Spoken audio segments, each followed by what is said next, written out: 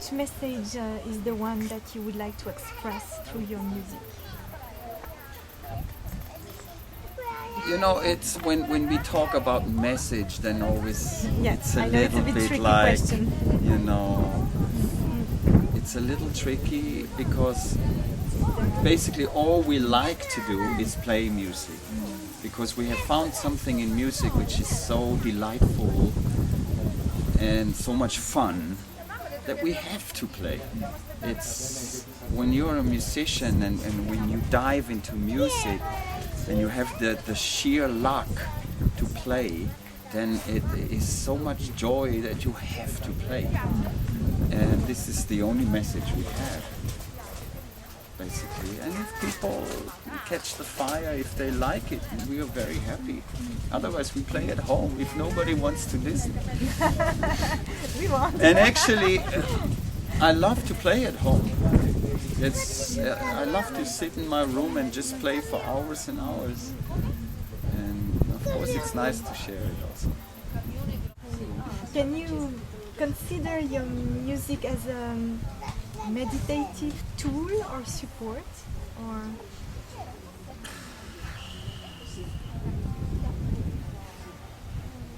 I think I can only say the same thing as I said before. I don't know if it is a tool. I only hope that we can convey fun and joy and depth, a certain depth. And it is my meditation, music, and that you share with that I like to share. Yeah.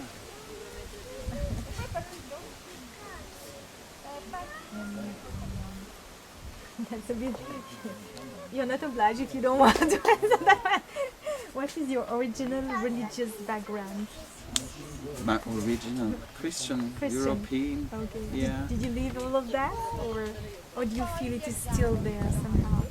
I'm not interested in any organized cult, religious cult, and I think the biggest cults are the big organized religions.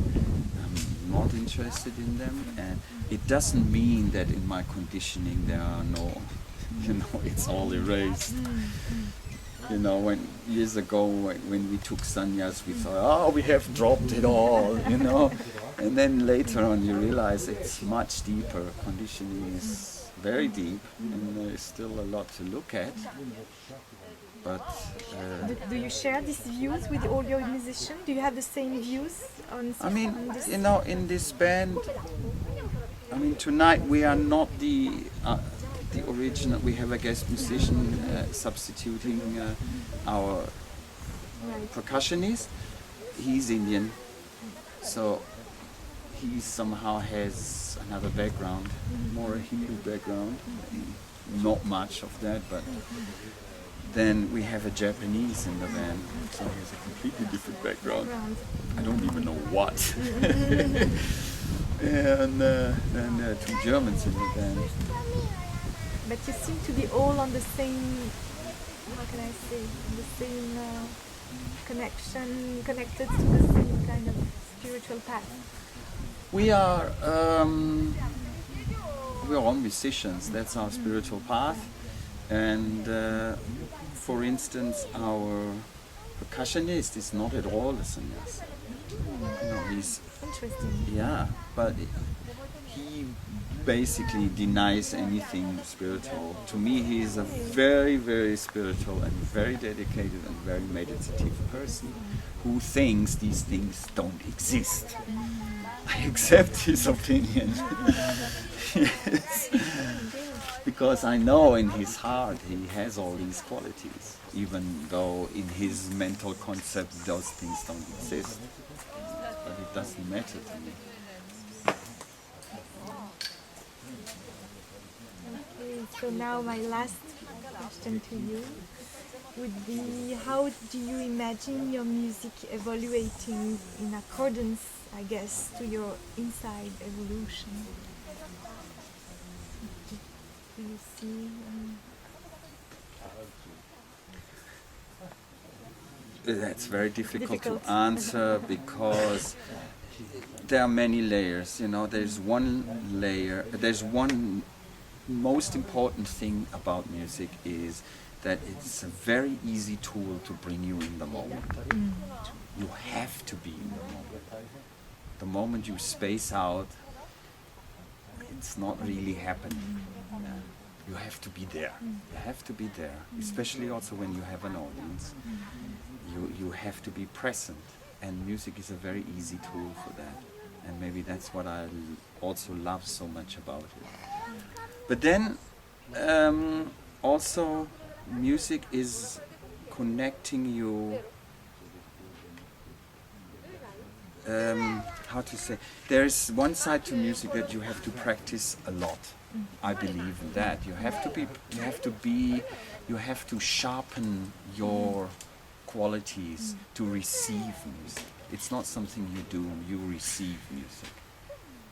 And for instance, when you listen to birds, I mean, some birds just go like wah, wah, but there are birds who sing very beautifully, and nightingales or other birds. And I have heard birds, they sing such incredible melodies, and they don't repeat even one phrase even twice. So whatever they do is in such a flow that it becomes very obvious, if this little bird can sing like this, it somehow means music is in this world, it is there, and this bird is just receiving it. And it also means that music is just there, and with our practice we musicians are receiving music. And sometimes I believe that this bird is a much better musician than I can ever be. I'm not, I'm serious. Very modest. No, I'm serious because really I have heard birds, it's unbelievable what they do. Even a Mozart cannot get there. So as a musician you have to practice, you have to play your instrument well, but basically after that it is not you who is doing it. You know, it is to receive music. So you cannot tell about evolution, it will come. That's what you mean. It will come. And I don't care. You don't care. Beautiful. Yeah. And then there's a third side, which is, of course means that we have to survive with our music. It is our profession. Of course. And that brings in another side. Yeah. And you know, you have to find concerts, and it's the mills of the marketplace. Yeah. And all that shapes our music in a way. And in these days we are doing a new album. We're recording a new album. We have written a lot of new songs. We're not playing them yet, but we are very excited about a totally new phase and new music and a new expression. I'm really thrilled about it. We'll be Yeah, waiting. so we are waiting. We are recording it. The process is slow because we have so many concerts, and then we come back and we continue. And but When do you think it would be out? it will hopefully be out by spring 2010. Yeah, it should be ready by then. You'll be the first one to get it. And, yeah, and I can only say we are. It's gonna be quite a new chapter in many ways. Hopefully. Well, thank you so much. We'll be very excited to wait for that new phase of yours. Okay, so I hope you will be happy with the old phase tonight. Of course, we're waiting for it. Thank you, Prem Joshua. Thank you so much.